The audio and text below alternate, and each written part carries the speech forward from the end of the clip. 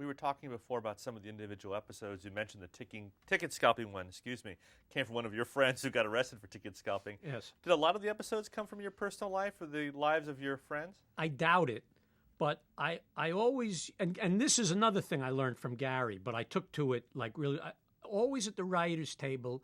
The writers used to joke that they knew my whole life. They knew everybody, all my relatives, everybody through my anecdotes. Because I was always trying to encourage, this is when I was sort of at the head of the table. I was always trying to encourage the writers to dig, to actually, to get the stuff out of their life. And I was trying to give the example. I said, well, my cousin, or I can remember, when I was 14, I went on a trip, it was always that kind of thing. And I sometimes found it hard to do, that they wouldn't, I don't know if they were saving it for their novel or their play or something, but I always did try, but, wasn't, the thing about The Odd Couple was the two characters were living a life I didn't know. And as I say, not only would I have liked to have written The Odd Couple when I was a better writer, I would have liked to have written it when I had more life experience and was, something resembling a man rather than a boy, So it was hard, but whenever we did find something like that, like the ticket scalping, we would try to jump on it, but we were not able really on that show to apply as much life history as we should have. Now, I may be misremembering, but wasn't The Odd Couple, we now think of it as this great classic sitcom, but at the time, wasn't it sort of a bottle show, its renewal never entirely assured? Never had big ratings. Why do you think that was? Well, first of all, ABC was not doing well. It was that old joke. Oh, God, I'm going to tell 40-year-old jokes that, where is Patty Hearst? She's on ABC on Friday nights. Now they turned it into Osama jokes, right. But it was ABC was, it was CBS, NBC, ABC. It was a which we helped turn around actually a few years later with the Happy Days, Laverne and Shirley, Right. Mork and Mindy axis of evil. But this was so there was that, and it was it was demographically kind of narrow. They didn't have a show to put it with. It was on the same night as the Brady Bunch in Room 222, and I mean there was like no flow at all into it, and it just was always it was always battling. It was a battle every season. A lot of network stunts, a lot of Monty Hall appearing so that Jack and Tony would be on Let's Make a Deal, and all kinds of B-level guest stars, and to try to get a rating, which I can remember we double booked once. Tony wanted to do an opera show once a year, so he booked a great opera star named I don't know that much about opera, so her name was Martina Arroyo, and they also booked. It was just they had Howard Cosell, and Howard Cosell dropped out. So they said, Tony said, so we could do my opera show. And they got Martina Arroyo, and then ABC called and said, we bullied Howard Cosell into coming back in, so they have to be in the same show. So Gary called us. He was directing an episode of Happy Days, I remember, the Halloween episode. I still remember visiting him on the set. And he said to me and Mark, he said, you have to get Martina Arroyo and Howard Cosell in the same episode. And Mark said to him, Gary, this is what makes our job different than, say, Arthur Miller's job, isn't it? He said, yes. So it was a lot of that, and that could also kind of crack your spirit a little bit, We felt a little bit, to Jack and Tony's credit, they never eased up. I started to feel a little bit like I was kind of a little bit on a death ship. And we were doing our work, but we were also like talking to each other, where do you think we'll be next season? Because we had only worked on The Odd Couple. So we were kind of, saying, we should get known. We've been on The Odd Couple 2.5 years. We should make sure that other people in town know who we are, because I think we're going to be out of work kind of soon. But the show wasn't canceled, or was it? Was it a was. decision to? It was canceled. It was canceled. They gave you enough notice, though, to do a final episode. We did it. We did it with the idea that we could take it back if we needed to, but we wanted it out there. It was actually the years before everyone did a final episode of things. In the old days, sitcoms didn't do final episodes. We thought it'd be fun. We didn't write that episode, but we were on board with it. We thought it was a smart idea, something that would be nice to do for the show. And then we always felt like if best came to best, and we were surprised by coming back, we'd figure a way to do it. He would be married. It would change the show. It would take place in 2 sets. He would be married. He'd be bad at being married, as he'd always been. We'd be able to have some fun with it. Maybe it would refresh the show. So you had a contingency plan, had the show come back for a 6th season. Yeah. But you knew it was the end. I did. I thought, and that doesn't make me so wise. That I happen to be right doesn't mean I was smarter than anybody else. You know, sometimes I happen to pick the ball game right too, but you don't come to me for tips. You know, I thought so, and it came to pass. So we're going to jump ahead just a little bit since we're on the Odd Couple topic. You mentioned how, God, I wish I could have done the Odd Couple when I was a bigger writer, or more mature writer, more experienced writer. Well, you kind of had that shot, didn't you? A couple years later, when they did the new Odd Couple. I didn't work on that. Oh, you didn't work on that? I thought you did. I didn't work. Mark did. What did you think of the new Odd Couple? I didn't see it. You didn't. I honestly didn't see it. Was that a conscious decision? You didn't want to see something that tarnished the memory? I wasn't tarnished or anything. I just, I guess. No, I was working kind of hard. I didn't watch that much. You know, I wasn't enthusiastic. I'm not enthusiastic now. My whole life in the movie business, we did one sequel. We did City Slickers 2, and I don't say I regret it, but it didn't feel like real writing to me. I'm not. I guess I don't belong in the movie business because I'm not really pro sequel. I just a little. I didn't watch it. Did you see the Odd Couple reunion movie, The Odd Couple Returns, or Gets Together Again, that Jack and Tony did some years later? I think I did. I think I felt like I wanted to work on it, and I didn't, and so I didn't want to watch it. So they didn't approach you to do that? No. I don't know why, and I'm not upset, you know, but I think I didn't feel there was any way I was really going to enjoy it I was going to be excited by it. So The Odd Couple has ended. You're out in the workplace again, or in the marketplace again. What happened next for you? Well, we actually did start to get some interviews around town. We were interviewed at Norman Lear's company.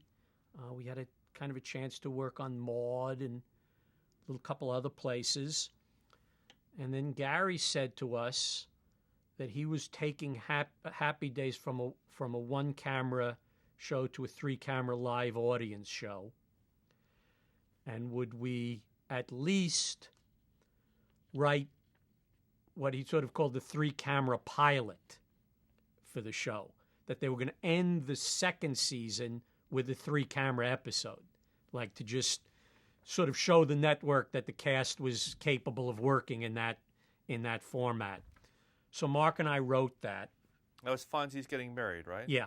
We wrote that, which I must say, with something of a lack of familiarity with the show. We watched a bunch of episodes. We kind of studied up. And then Mark, I think, went on vacation. And Gary said, "Would you help me table the show during the week?" I said, "Sure." And I tabled the show. And I liked it. And there was sort of a different atmosphere. Like on Odd Couple, I was fighting for my life. Although by the end, Jack and Tony thought the world of us, and they were very nice to us.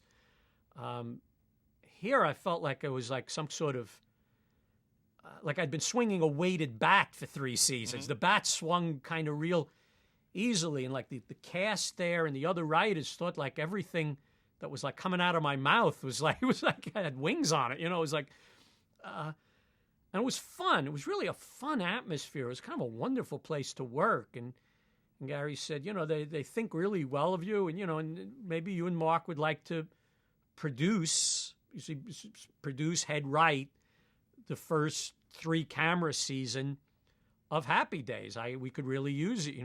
I'd like you to do that. And we loved Gary. And like I said, it was fun. It was really a fun atmosphere. So he said, yeah, let's do it. You had no hesitation, though, about going from your first job working with Gary Marshall to another job with Gary Marshall? I'm not a risk taker by nature. I'm no, that was an appeal. That was an attraction. I felt protected. I felt safe there. I think we discussed it, but I think we liked the idea. Why did Gary Marshall want to take Happy Days to 3 camera? As I recall,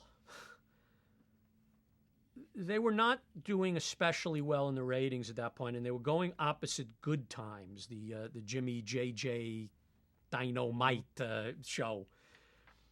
And when Jimmy Walker came on the set, the live audience went berserk. They screamed, cheered, threw their panties, whatever that, And Gary said they should be doing that for Fonzie. That's who Fonzie should be. We can't match that 1 camera. So he took it to the network and said, give me a shot at doing this 3 camera. And they said, oh, no, it's the whole American Graffiti thing. It's that whole style thing that you do. That's the thing. And he said, and this is what I'm talking about Gary being a producer, not just a writer, right. That I felt I didn't have this sort of instinct. He said, no, let's try it. That was the idea of doing the 3 camera pilot. Hey, boys, can you write this for me? And we did it. And he was right. That's exactly what happened. It created a different energy in the show, that when Fonzie entered, the girls went insane, and the whole show lifted, and you could see it climbed in the Nielsen's. Like in those first 8 or 10 weeks it was on the air, it was like number 48, number 39, number 22, number 8, number 4, number 1. I mean, it was very exciting. Why didn't Happy Days start that way? I mean, didn't he learn the same lesson from Odd Couple when he made the transition from film to 3 camera?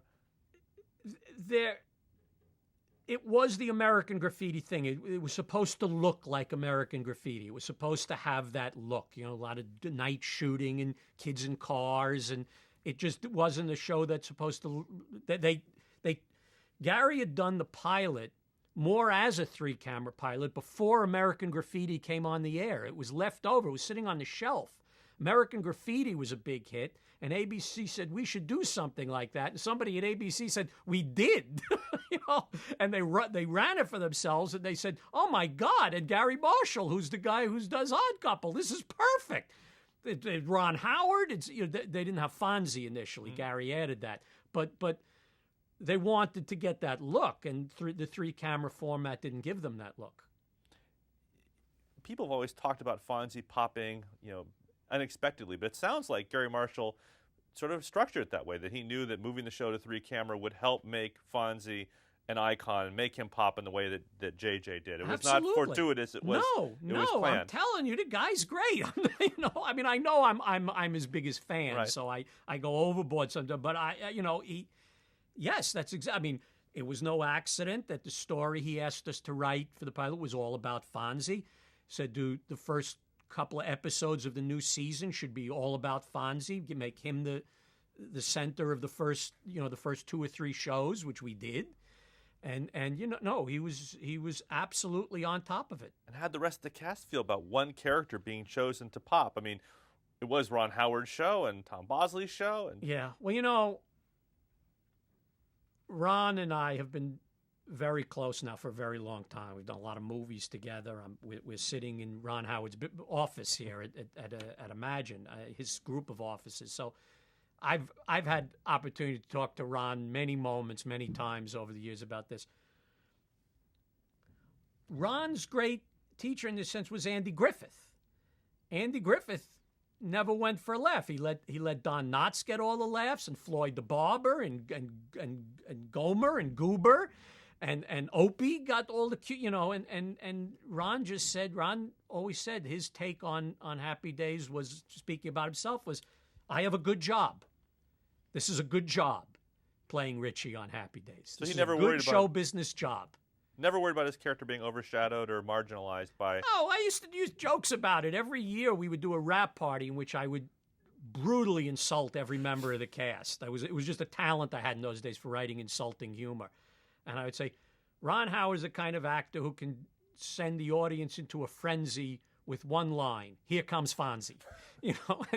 And so we were always, it was always overt, and Ron was great. Ron was the ultimate writer's actor, because when he had a complaint, he would always come to you. You knew he was going to be a good director because he would come to you and say, okay, I know if I change this line, what it's going to do to everything that comes around it, but what can we do to make this better and still not ruin the fact that Tom has the joke coming based on, I mean, he was always completely conscious of what your problems were as a producer, a writer, what the director's issues were, so he was a dream. That must have been a refreshing change from Jack Klugman yelling in your face, "What do I want? What do I want?" Well, but it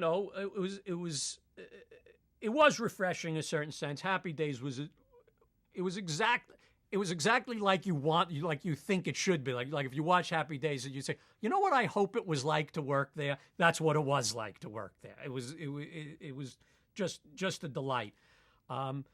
It was a terrific place to work. And the great thing about working on it that season was it also had that fierce excitement of, holy crap, we're becoming a national phenomenon, which is exciting, especially when you're working with a young cast. We were young.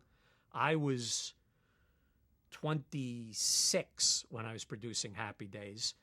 The cast was all my age, except for Ron, who's actually a few years younger. Howard and Marion, but it was a very young cast, very young writing staff, young producers. It's not all old stuff to us. It's starting to be on magazines, number 4 in the ratings, number 1 in the ratings. Very exciting, Did you pay close attention to the ratings, or did you try to keep that out of your mind? No, we paid close attention to it. We were young enough and excited enough that it was it was a cool thing. It was really fun. But you weren't writing to get those spikes in the ratings. You weren't looking at the ratings going, okay, that gets us a pop. We'll do that again. No, only to the extent that the show became very Fonzie-centric, so that was the ultimate kind of playing for the ratings. But then you got to the point where the audience loved the show so much you didn't have to do that. They didn't, you didn't get mail. There wasn't enough Fonzie in episode 9. They at that time they had fallen in love with the Cunninghams, and everything started to work. They just had a very devoted, passionate audience by then. Did you come in as supervising producer, or did you rise to that level on the show? We came in as producers, yes. How did that feel? Now you're producers. Well, it was a big deal. Our goal was in TV. That's what I try to get across sometimes to people, because they based on what happened in my life, they assume that TV was a stepping stone. But TV was all I ever wanted. That was my dream. I never had a dream of being a film writer. My dream was to make TV. And so every step along that way was big to me. It was all exciting. Getting that gig to produce, and then that it actually went well. I can remember the first episode that Mark and I produced where Gary was not present on the lot that week. He took his family on vacation. Which episode was that? It was about Richie being bullied. Came pretty early in the season. That Richie was being bullied and he didn't know how to deal with it, and Fonzie tried to get him through it. And and we had to produce the show. It's that terrible moment where you're like thinking of something, and then you look back over your shoulder, and he's not there. And the show came out well, and I remember going into the screening room with Gary to see it, and and he didn't go, "Great job," or anything like that, but he didn't. Didn't fire you. Didn't fire us. We went ahead, and I remember I was about, oh my God, decades later, I was in my basement exercising, and Nick at Night or somebody was doing like the 10 or 15 best Happy Days episodes ever or something. And it came up. And 20 years after the fact, by this time I had written movies, I had Academy Award nominations, everything. I was actually thrilled. I said, that's the show we did without Gary. They think it was good. It was like a you like me, you really like me moment. It meant that much to me. Now, earlier on, we were talking about The Odd Couple. You talked about you wanted to be a writer, you were less confident about being producer, but here you are supervising producer. Was that a scary moment now that you had to? Yeah, we didn't really know what we were doing as far as that was concerned. We had a lot of help. Gary's dad was the line producer, Tony Marshall. He knew what he was doing. He always had us well cushioned as far as the producing part of it was. It was just this idea that the business had evolved in such a way that whoever was in charge of the writing really wasn't expected to take orders from a non-writer. So you kind of got that producing credit, and you were expected to, but Gary always said, remember where you come from. It's a lot harder to write than to go down to the set and go, that hat. That was a line from Gary saying a lot of writers who became producers started to go, oh, I'm a producer. I don't have to let the writers write. I'll choose costumes and, make these producer-y kind of decisions. I never got confused about that. I knew what my ticket was. And what were your responsibilities as producer besides picking out the hats and running the writers room? You talk to the cast about what their issues were with the material. You were asked to defend the material. You cast the guest actors. The thing we edited the shows. We did that. We worked with the editors on cutting the shows and preparing them for air. It was the whole thing, start to finish. Although Fonzie broke out, and you're talking about how earlier that Ron Howard didn't feel overshadowed, you've mentioned elsewhere in interviews that you focused in the stories on creating what you called the Richie Fonzie romance. Can you talk about that a little bit? Yeah. To me, everything has a romance, somewhere at the heart of it, and it was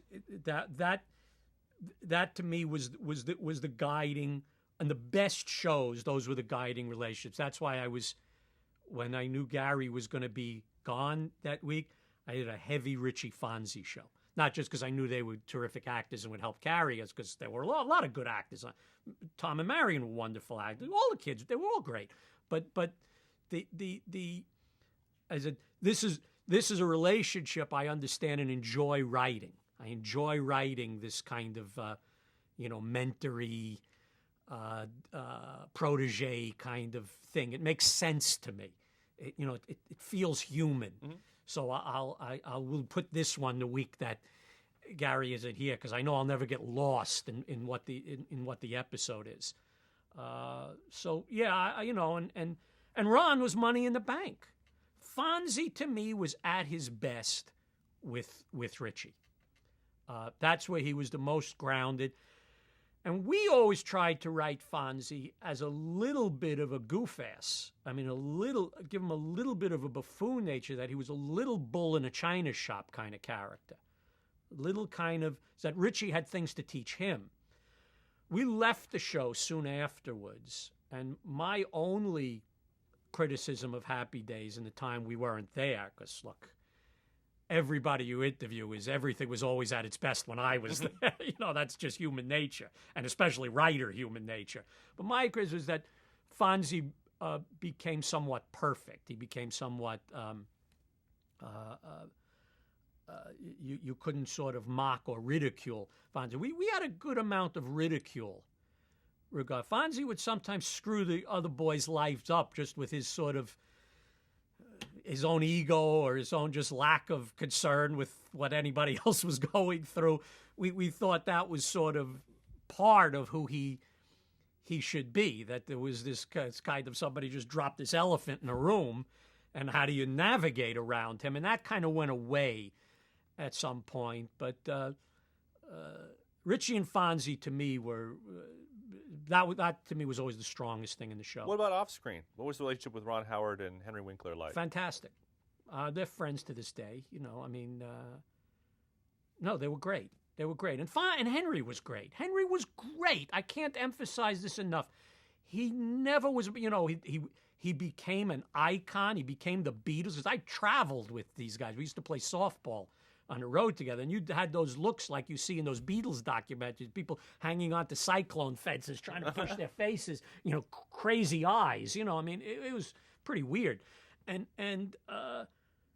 Henry never threw his weight around, always was praising the writers, always was coming and telling us what a difference we made in coming over to the show and how much he appreciated it and how we had contributed to this thing and how the rest of the cast had been so generous to him. He was an absolute gentleman before, during, since. I can't emphasize that enough. Whose idea was it to make Fonzie part of the Cunningham household, to have him move in? It must have been Gary's, because I know that was the first episode of the first 3-camera season. Mm-hmm. I'm sure it came from Gary. I think Mark and I wrote that episode, mm-hmm. but I doubt that it was a move we would have had the nerve to suggest, because it was such a big series DNA move. So it must have come from Gary. Do you think it was a wise move? I'm living in a big house in the valley, mostly from that, But you see, it's a key move that made the show more popular by making Fonzie part of the household, so he was always there. Yeah, it tamed Fonzie to a certain extent. It defanged him to some extent, which I think over the years may have had something of an adverse effect. It kind of neutered the bad boy a little bit as he became such a member of the family. But in the short run, it seemed to have been kind of, sitcom genius. Let's talk a little bit about the family since we're there. What was it like working with Tom Bosley and with his character? Tom was great. I know I sound like a broken record. There's no broken records anymore. A skipped CD, a chipped CD. There's no CDs anymore. That's right. Yes, you're right. I don't know what makes an iPod not work. But it was a lovely place to work, and Tom was a complete pro. He never gave you problems. You never had to think, well, how am I gonna deal with Tom this week? He was only there to mentor the young cast if something bothered them in their life. He was there to be Mr. C. He took it, he took it seriously. He took on that role, and I have nothing to say about these people. They were a pleasure to work with. What about his character? Was it a difficult character to work into the storyline that was so Fonzie and Richie centered? Not really. We, right from the start, he knew he had something. I think we won his trust right away, because the first episode was Fonzie moving in, and we really leaned it towards Howard.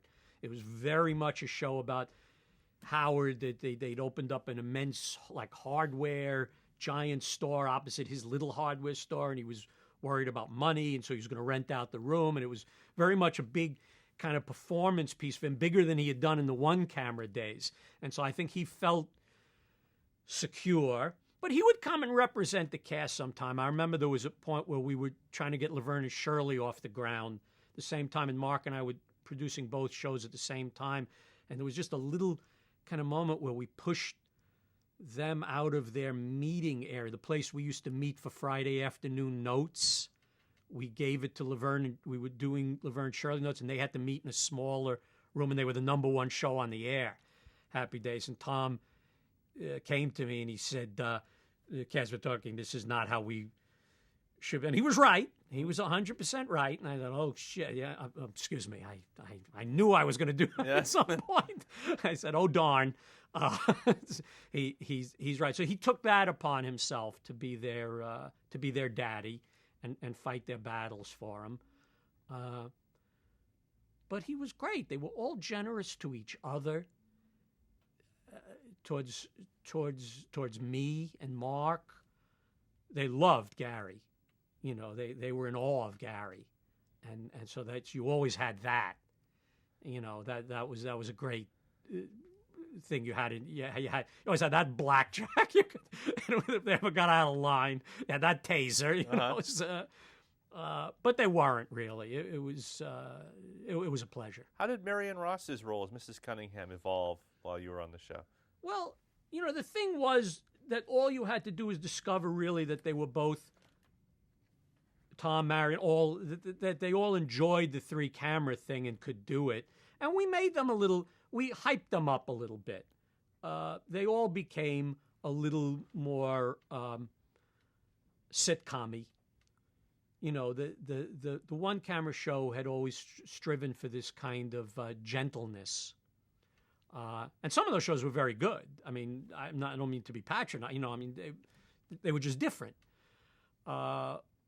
At the network's behest and Gary's behest, and based on our own kind of natural comedic instinct, we asked them to kind of dial it up and be broader, and they all seemed immensely comfortable with it. They seemed to just really enjoy it. Marion just really seemed to like doing that stuff. She was just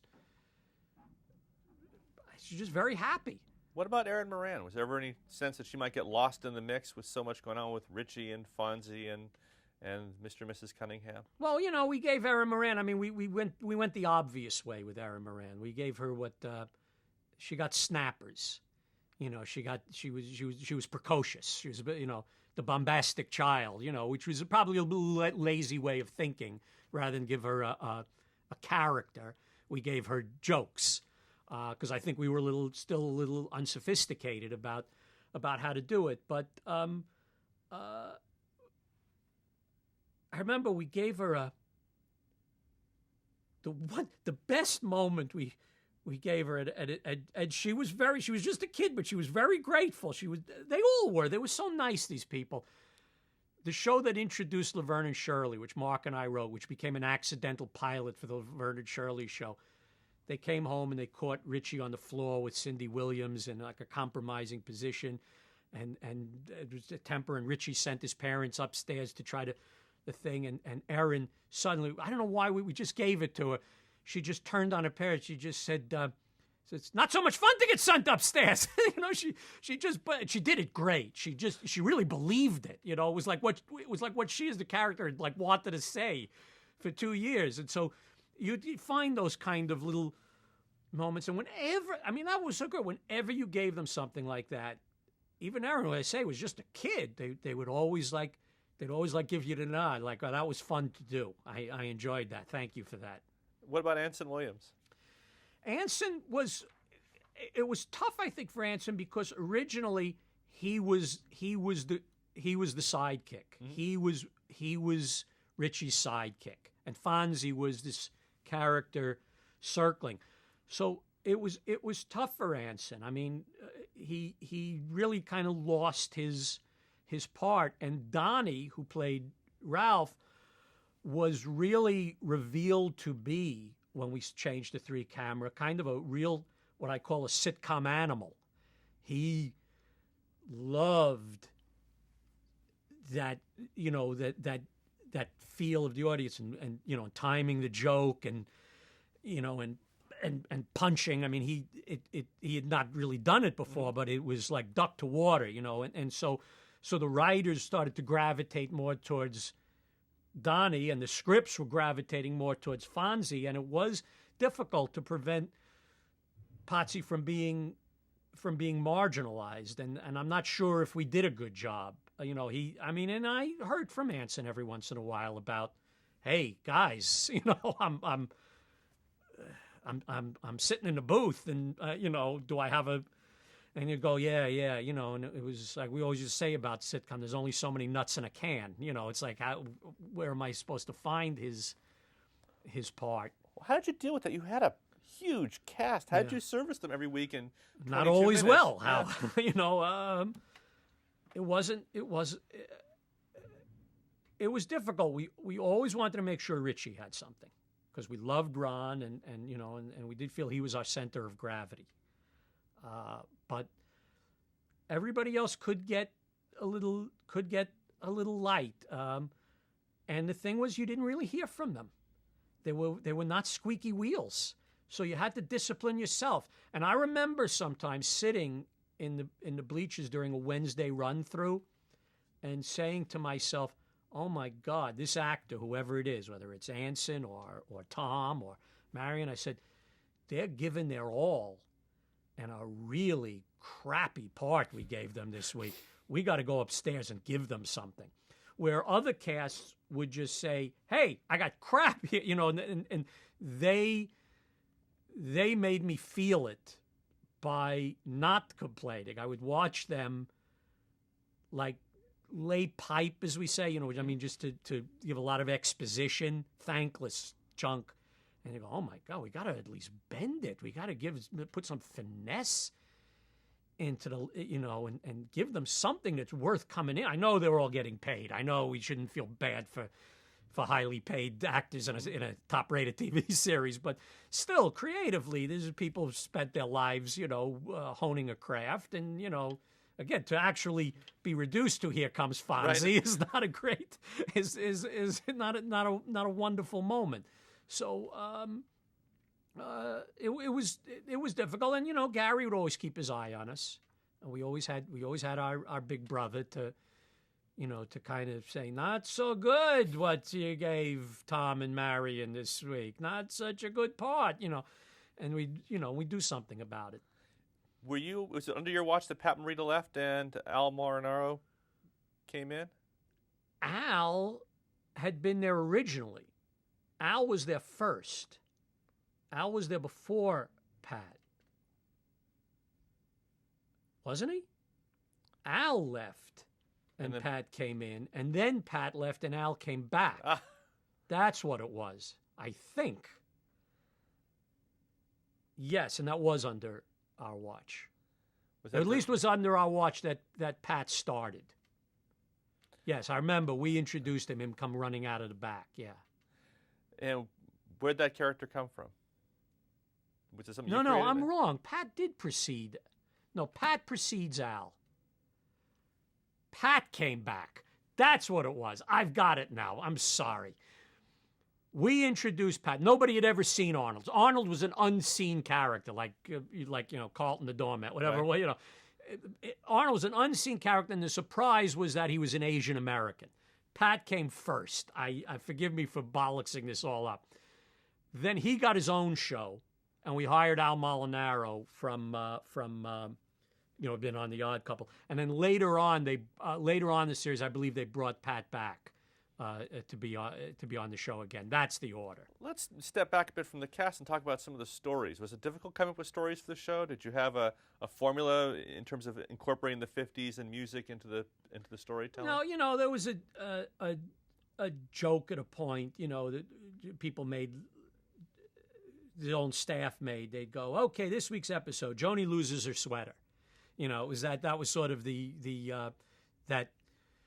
Look, we had a party for the 250th episode, and I wasn't working on the show anymore. But I came back to the party, and they asked me to speak, and I said, 250 episodes. You realize that's over 100 stories?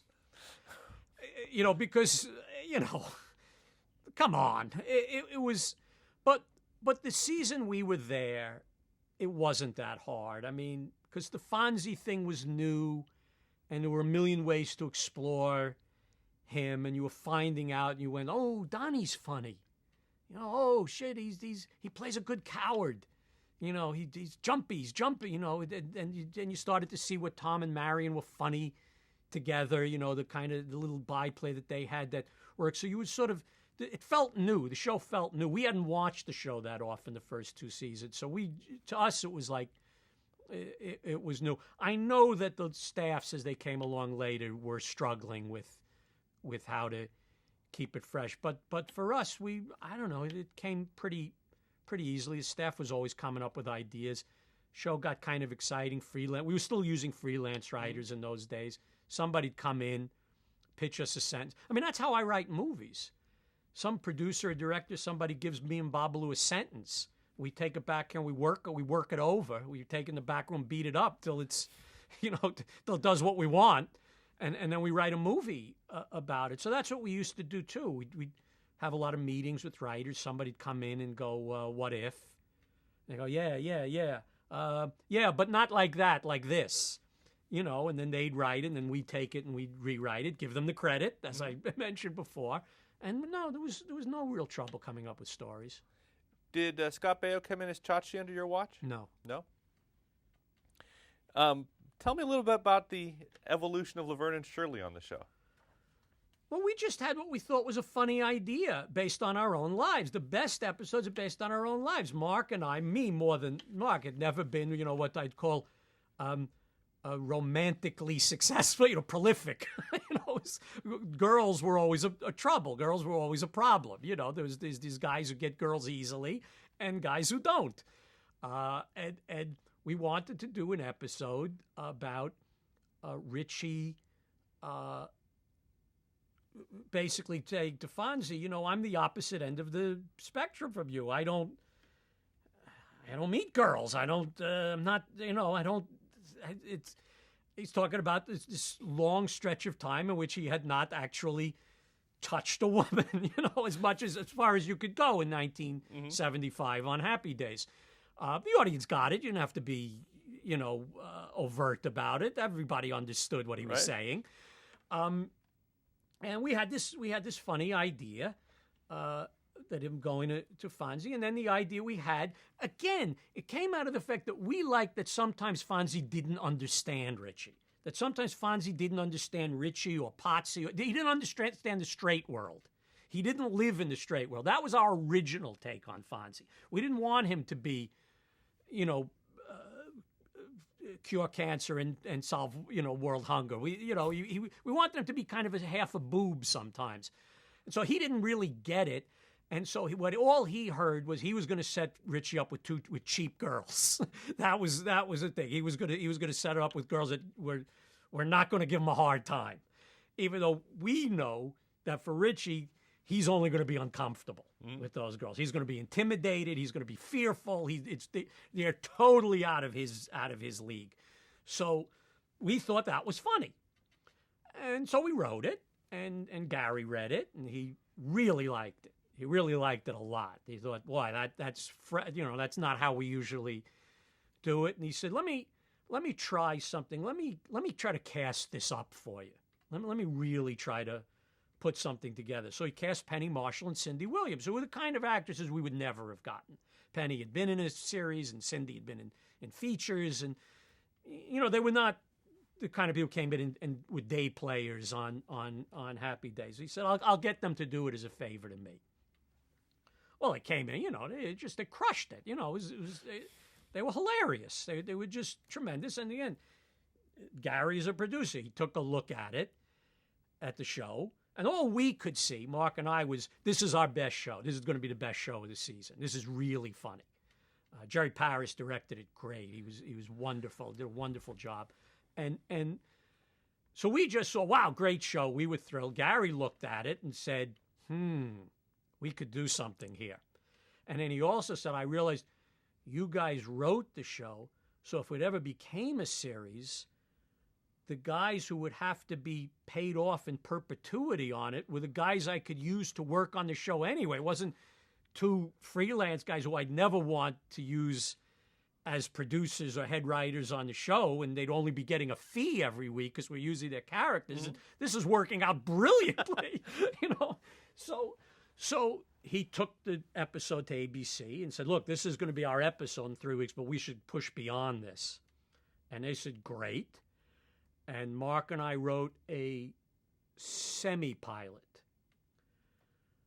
We wrote a little piece that, as a presentation to the network, you could put on the end of that show what happened to Laverne and Shirley when they went home from that date with Richie and Fonzie. What did they talk about in the aftermath? Like 10 minutes long, maybe even shorter. And we attached it to the back of it. They shot it in front of the Happy Days audience after we wrapped the Happy Days episode one night. So if you'll stick around, we can do a little thing for you. They shot it, they put it on, and they put it on the air. They made it sit. It was on the air as a series just a few weeks later. Well, we'll get into Laverne and Shirley in more detail in just a minute. Let's get back to Happy Days a bit. You just mentioned Jerry Paris. That must have been an amazing thrill for you, having wanted to be watching the Dick Van Dyke Show the way you did. Wasn't Jerry the best friend? Oh, no. When I met him on Odd Couple, and I was like a puppy dog. I was like all over. It was ridiculous. I was licking his face, the episodes, Oh, and when you made Dick, when he grabbed the things with his hand and he pulled them out of the stove, I thought of that. I gave him that. Jerry said that was my bit. I gave him that bit. So he fell in love with me because I was in love with him. It must have been so surreal for you. In a way, you were living the Dick Van Dyke Show. Yes. With the same cast. Yes, it was spectacular. And Jerry and I, God rest him, became good friends. We were pals, and he was kind of nuts. He was kind of a nutty guy, but I thought the world of him. I loved him. Now, how long were you on Happy Days altogether? We did that season. And then we left because Laverne and Shirley, we did the second half of that season. We were doing both shows at the same time because Laverne and Shirley came on the air like in January. The next season, we only did Laverne and Shirley. I and Mark, it shifted periodically, would go back to Happy Days once in a while, like I said, like field goal kicking. I would read some scripts for them sometime. I would show up like one night a week for a run through. Or one year I just did the Monday table readings with them. It was somewhere during that interim Mark and I broke up. I went back and produced Happy Days as a single without a partner for a couple of years, much later in the run, like as I was transitioning into features. Were you there in the early stages where the catchphrases that Fonzie had? Many of them. Did you, since it was so premeditated, the rise of Fonzie, were the catchphrases premeditated as well? I will tell you an absolutely true story. Gary said to me, come up with a catchphrase. Just like that. I said, I don't think I know how to do that. And I invented sit on it. Right here. And as soon as I said it, I said, that's it. That's what Gary was asking us to do. We gave it to Joni, to Erin. She said it in the front booth at Arnold's. And much to not my surprise, the audience went crazy. The first time she said it, they thought it was hilarious. And I could feel it. It's one of the only times in my life I've ever had that kind of a feeling. And like a year or so later, I was watching the Celtics play the Phoenix Suns for the NBA championship. And at the old Boston Garden, there was like a 50-foot-long banner hanging from the second deck that said, Phoenix, sit on it. And I said, well, if I do nothing else, I've dented the culture. Do you remember exactly how you came up with that catchphrase? It came up in the writing. Ralph said something patronizing, insulting towards Joni, and we were looking for a comeback. And I said, sit on it, Ralph. Because I think I vaguely remembered it as an obscene thing you used to say when I was a kid, where you gave somebody the finger and told them to sit on it. But I wasn't sure. But just the phrase "sit on it" just coming out of that little cute face, I said, sounds like vaguely dirty, but it's not really at all. We'll have no trouble getting it by, and I just like it.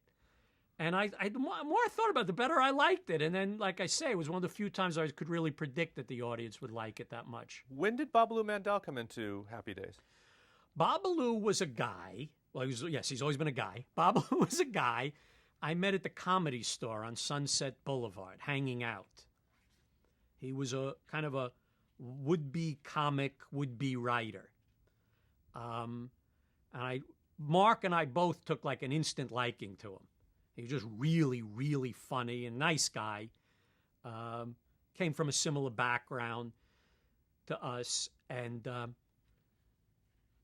we always wanted him to work for us. Like whenever we were head writers of a staff, we always wanted him to come on. He didn't really care to. He was home like writing spec screenplays on legal pads in his bedroom.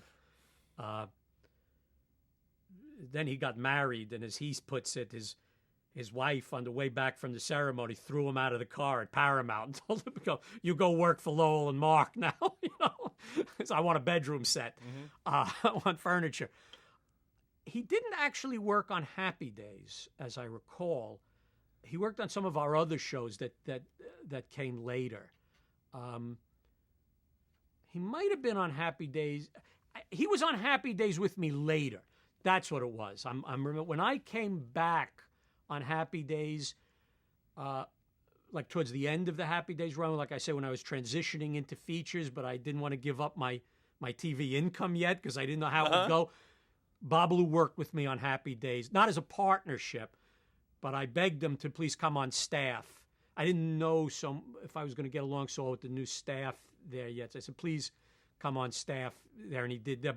But he had worked on staff for me and Mark on some other shows in the later 70s that you may have on your on your list there, but not Happy Days then. Were you involved with the show when they did the Mork and Mindy spinoff, when they had No. Robin Williams on there? No. I think I was just coming to one run-through a week because I remember seeing Robin in a run-through. Now, what about the fateful Jumping the Shark? Were you there for that? No, I was not. I was not there. I did visit. I remember driving out to the beach where they were shooting it and visiting them. Do you think it's fair that Happy Days, or at least the Jump the Shark phrase, has become synonymous with a show that has broken its franchise contract with the audience? Yeah. Fair? I don't know. Does it have to be fair? It's creative. I tip my hat to the creator of that phrase. It's a very clever phrase, not necessarily misused in this case. But the show did go on for 100 more episodes Yes, after that Jump the Shark. Yes, it but did. I guess they felt that's when the show lost its mojo, or lost its. I guess probably they did. To me, there was a bigger moment, when Ron Howard actually left the show, wasn't there the last 3 or 4 years. That to me was more fundamentally impactful to the DNA of the show than whether.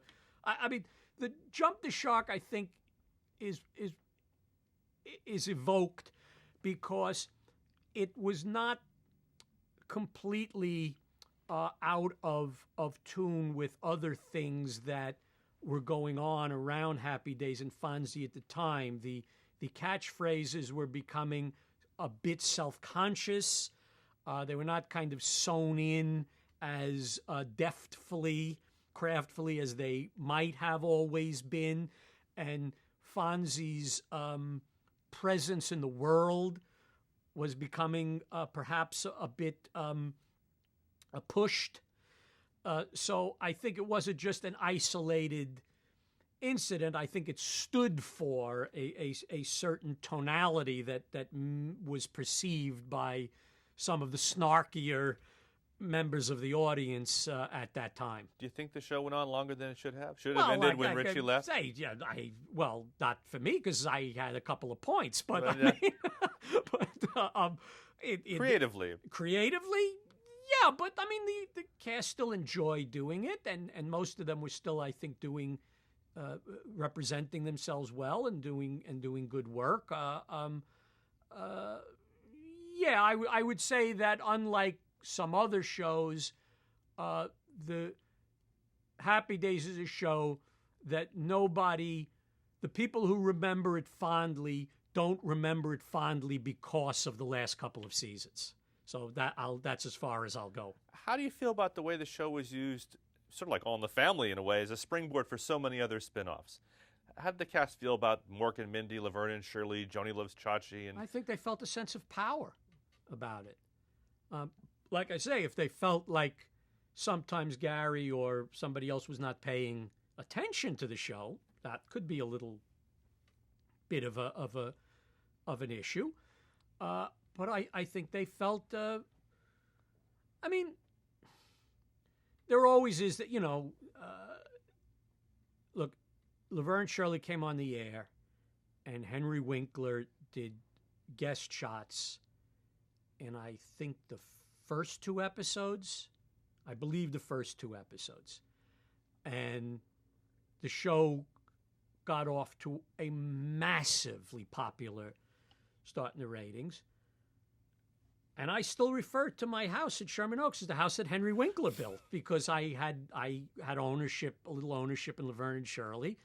And Henry did it. They paid him tremendously well to do it. And Ron and Anson did an episode a few weeks later, and Ron just said that was really fun.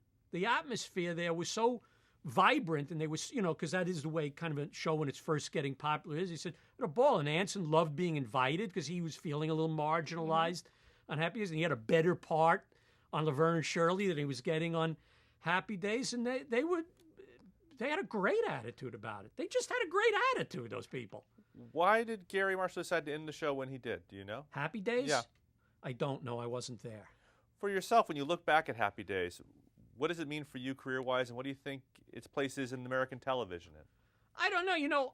I always feel like, as I've said, if I could revisit a show in an alternate reality, it would be The Odd Couple. That's the show I should have been working on. I did not have an American Graffiti Happy Days background as a city kid, from New York.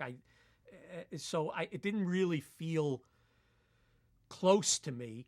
I feel closer to the cast and to the dynamic nature of the excitement of that season than I do to the content, actually, of the show. There are other shows from that era that I love better that I didn't work on. I love the Mary Tyler Moore show that was on at the same time better. It's through no fault of anybody who worked there, it just didn't speak to me in that way, which it should have, because I was the same age as the cast, but it wasn't really a life that high school and cars and girlfriends and this and that. I didn't really, it didn't really speak to me.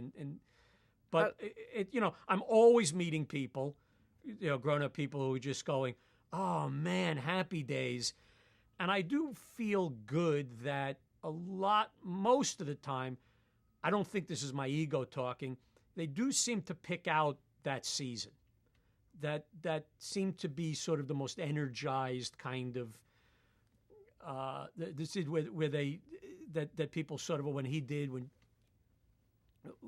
that, when they did that. So I just have very warm feelings about it. Yet the feelings are not really so much based on content. We're going to stop for a minute and change our tape. Okay.